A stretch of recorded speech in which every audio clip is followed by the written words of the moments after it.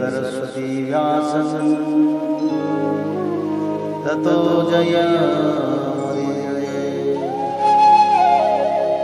मूकं करोति वाचालं पंगुलं लङ्घयते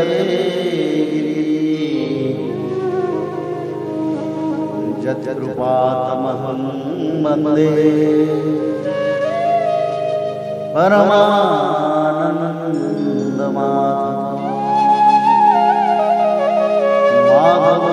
माधवो वाक्यं माधवो हरि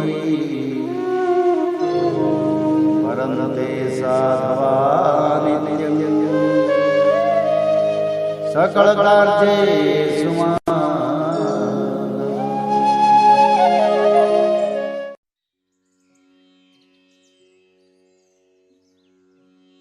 अतः सप्तदशो अध्याय। महाराज परीक्षित द्वारा कलयुग का दमन। सूत जी कहते हैं, शौनक जी, वहाँ पहुंचकर राजा परीक्षित ने देखा कि एक राजवेशधारी शूद्र हाथ में डंडा लिए हुए है और गाय बैल के एक जोड़े को इस तरह पीटता जा रहा है जैसे उनका कोई स्वामी न हो। वह कमल तंतु के समान श्वेत रंग का बैल एक पैर से खड़ा काँप रहा था तथा शूद्र की ताड़ना से पीड़ित और भयभीत होकर मूत्र त्याग कर रहा था।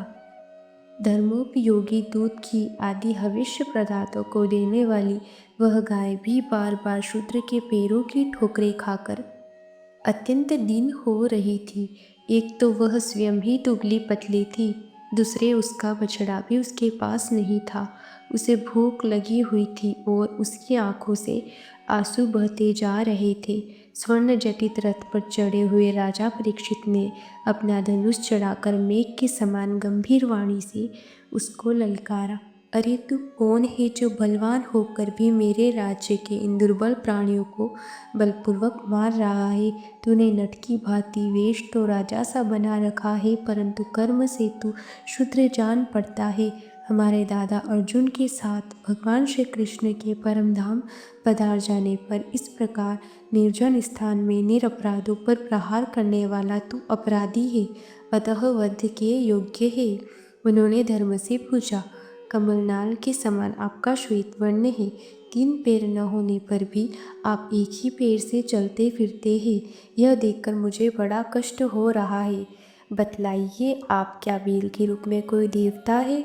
अभी यह भूमंडल कुरुवंशी नरपतियों के बाहुबल से सुरक्षित है। इसमें आपके सिवा और किसी भी प्राणी की आंखों से शोक के आंसू बहते मैंने नहीं देखे। धेनुपुत्र, अब आप शोक न करें, इस शूद्र से निर्भय हो जाए। गोमाता, मैं दुष्टों को दंड देने वाला हूँ, अब आप रोए नहीं, आपका कल्याण हो। देवी, जिस राजा के राज्य में दुष्टों के उपद्रव से सारी प्रजा त्रस्त रहती है, उस मत वाले राजा की कीर्ति, आयु, ऐश्वर्य और परलोक नष्ट हो जाते हैं। राजाओं का परम धर्म यही है कि वे दुखियों का दुख दूर करें। यह महादुष्ट और प्राणियों को पीड़ित करने वाला है, अतः मैं अभी इसे मार डालूंगा। सुरभि नंदन, आप तो 4 पैर वाले जीव हैं, आपके 3 पैर किसने काट डाले? श्री कृष्ण के अनुयायी राजाओं के राज्य में कभी कोई भी आपकी तरह दुखी न हो।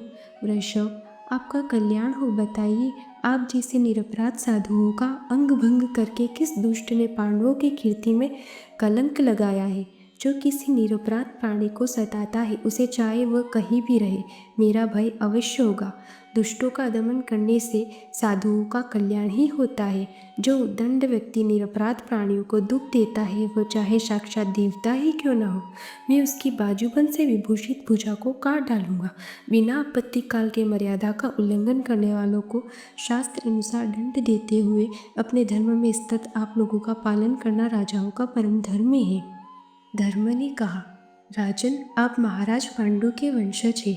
आपका इस प्रकार दुखियों को आश्वासन देना आपकी योग्य ही है, क्योंकि आपके पूर्वजों के श्रेष्ठ गुणों ने भगवान श्री कृष्ण को उनका सारथी और दूत आदि बना दिया था।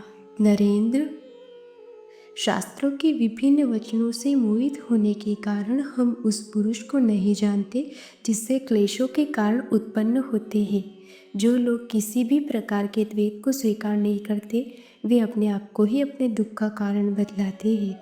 कोई प्रारब्ध को कारण बतलाते हैं तो कोई कर्म को, कुछ लोग स्वभाव को तो कुछ लोग ईश्वर को दुख का कारण मानते हैं। किन्हीं किन्हीं का ऐसा भी निश्चय है कि दुख का कारण न तो तर्क के द्वारा जाना जा सकता है और न वाणी के द्वारा बतलाया जा सकता है। राजर्षि, अब इनमें कौन सा मत ठीक है यह आप अपनी बुद्धि से ही विचार लीजिए। सूत जी कहते हैं, ऋषिश्रेष्ठ शौनक जी, धर्म का यह प्रवचन सुनकर सम्राट परीक्षित बहुत प्रसन्न हुए। उनका खेद मिट गया। उन्होंने शांतचित्त होकर उनसे कहा। परीक्षित ने कहा, धर्म का तत्व जानने वाले वृषभदेव, आप धर्म का उपदेश कर रहे हैं। अवश्य ही आप वृषभ के रूप में स्वयं धर्म हैं। आपने अपने को दुख देने वाले का नाम इसलिए नहीं बताया कि अधर्म करने वालों को जो नरकादि प्राप्त होते हैं वही चुगली करने वालों को भी मिलते हैं, अथवा यही सिद्धांत निश्चित है कि प्राणियों के मन और वाणी से परमेश्वर की माया के स्वरूप का निरूपण नहीं किया जा सकता। धर्मदेव, सत्य युग में आपके 4 चरण थे, तप, पवित्रता, दया और सत्य। इस समय अधर्म के अंश, गर्व, आसक्ति और मत से 3 चरण नष्ट हो चुके हैं। अब आपका 4था चरण केवल सत्य ही बच रहा है। उसी के बल पर आप जी रहे हैं। असत्य से पुष्ट हुआ यह अधर्म रूप कलयुग उसे भी ग्रास कर लेना चाहता है। ये गोमाता साक्षात पृथ्वी है। भगवान ने इनका भारी बोझ उतार दिया और ये उनके राशि राशि सौंदर्य बिखेरने वाले चरण चिन्हों से सर्वत्र उत्सवमयी हो गई थी। अब ये उनसे बिछुड़ गई। वे साध्वी अभागिनी के समान नेत्रों में जल भरकर यह चिंता कर रही है कि अब राजा का स्वामी बनाकर ब्राह्मण द्रोही शूद्र मुझे भोगेंगे। महारथी परीक्षित ने इस प्रकार धर्म और पृथ्वी को सांत्वना दी। फिर उन्होंने अधर्म के कारण रूप कलयुग को मारने के लिए तीक्ष्ण तलवार उठाई। कलयुग ताड़ गया कि ये तो अब मुझे मार ही डालना चाहती है। अतः झटपट उसने अपने राज चिन्ह उतार डाले और भय विह्वल होकर उनके चरणों में अपना सिर रख दिया।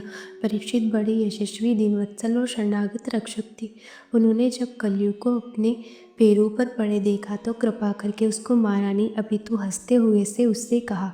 परीक्षित बोले, जब तू हाथ जोड़कर शरण आ गया तब अर्जुन के यशस्वी वंश में उत्पन्न हुए किसी भी वीर से तुझे कोई भय नहीं है, परंतु तू अधर्म का सहायक है, इसलिए तुझे मेरे राज्य में बिल्कुल नहीं रहना चाहिए। तेरे राजाओं के शरीर में रहने से ही लोभ, झूठ, चोरी, दुष्टता, स्वधर्म त्याग, दरिद्रता, कपट, कलह, दंभ और दूसरे पापों की बढ़ती हो रही है।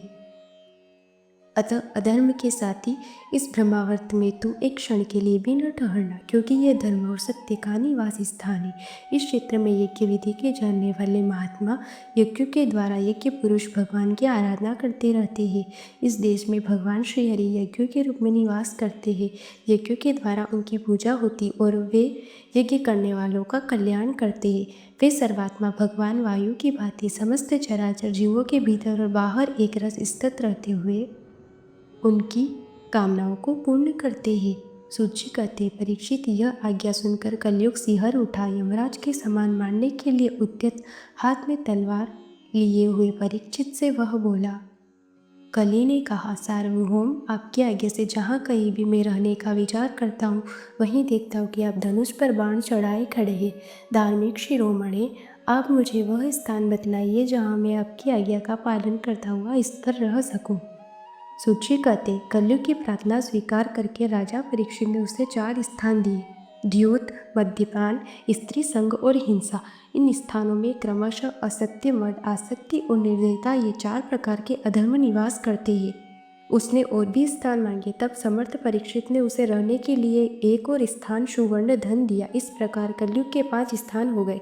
झूठ, मद, काम, वेर और रजोगुण। परीक्षित के दिए हुए इन्हीं 5 स्थानों में अधर्म का मूल कारण कलयुग की आज्ञाओं का पालन करता हुआ निवास करने लगा। इसलिए आत्म कल्याणकामी पुरुष को इन 5 स्थानों का सेवन कभी नहीं करना चाहिए।